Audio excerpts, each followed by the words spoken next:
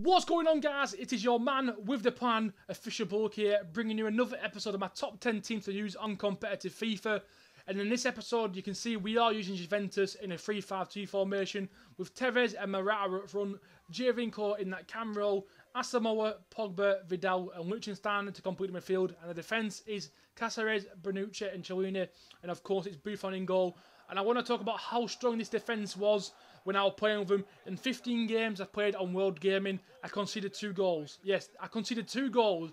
One was a pass across, which I'd actually deflected and it went over my keeper. And the second one was a penalty. Those are the only 2 goals in 15 games I conceded. The rest, I just dealt with. Every single thing he did, every single thing that my opponents chucked at me, this defence dealt with. One guy was just all over the top, doing all the top balls, and with Ronaldo, and I was getting everything with Caceres. People tried doing sprinting past me, using the pace of the attacks with the likes of Barcelona, and Caceres and Chiellini were stopping everything. When people went all out attack and started doing hoof balls, the two midfielders, the CDMs, tracked back as well. So I wasn't giving them space, conceding space so they could get shots on target. And when they did get through on goal, which was once in a blue moon, Buffon was there to stop everything. He was pretty much catching everything. He was catching stuff no keeper should catch. He had the hands of God himself. God had blessed Buffon with those fantastic hands to save everything. So I was considering pretty much bare minimal. Like I said, I only considered 2 goals in 15 games. Next on is the midfield, which is Asamoah, Pogba, Vidal and Liechtenstein. Pogba and Vidal were rocks. Like I said, when I needed them to come back, they tracked back. They stopped everyone from. They braked up space when there was space available for my opposition to attack into that. Pogba pretty much sliding at everyone, winning every single 50-50. I don't think he lost the 50-50, which was surprisingly good. Vidal wanted doing pretty much the exact same as Pogba. Liechtenstein and Asamoah, they was tracking back because I do think they usually are full-backs. From previous FIFA, so they do have work rates of fullbacks. So they do have that work rate, which is better for them to track back. And when you go in defensive, they're always there, and they also can help you on the counter attack, which was pretty strong. So that's midfield completed. And up front, we do have Giovinco, the mini maestro, and up front it's Tevez and Morata. And this was a game I considered those 2 shitty goals against, and I pull it back to 2-2. Quick work between Giovinco and, of course, Tevez. And Tevez doing that little celebration, which is his default, because this guy was shushing me for some random reason.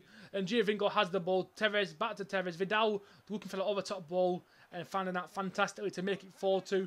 And Tevez actually does get a hat-trick. Gets a hat-trick against my opponent. He went 2-0, but actually just beating 4-2. Thanks to the attack. Talking about Tevez with his bulldog-like approach. I don't think he missed anything. Any shot he'd got between between 18 yards from the goalkeeper, he scored. Finesses, headers, bullets, he scored everything. He even scored that shitty sliding shot, which is kind of weird on this FIFA. You do generate more power from a sliding shot, which I found quite strange. The strap partner is Morata. I did play Fernando Llorente, but I did think Morata. Sorry for the pronunciation of the player even.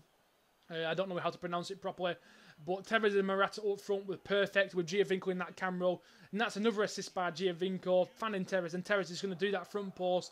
The also powerful front post little tap, and keepers can't save it for some reason, and this is what Giovinco can do, getting past Ramsey, doing that little stop and turn thing, getting past Mertesacker with a step over his next, and finding it into the bottom right corner. Ospina has no chance, and these next 2 clips are the Giovinco show. I was actually so surprised how good Giovinco was. He even scored 3 kicks, which you saw earlier on in the episode. Giovinco actually scored, I think, in the 15 games I played, I think he scored 6 free kicks, which is the most I've actually scored when I've been recording for competitive FIFA. And there we go. That's a bit of fantastic work.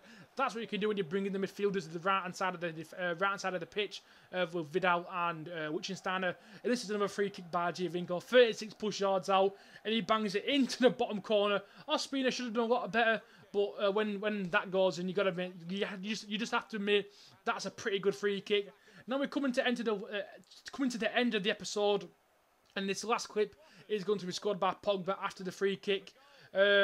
As you can see there, another replay of that goal. Like I said, Asamoah picks the ball on the byline, trosses it in, Tevez gets the ball, Tevez finds Pogba, Pogba with a ball roll drag back, takes one touch and finesses it into the bottom corner. Ospina has no chance.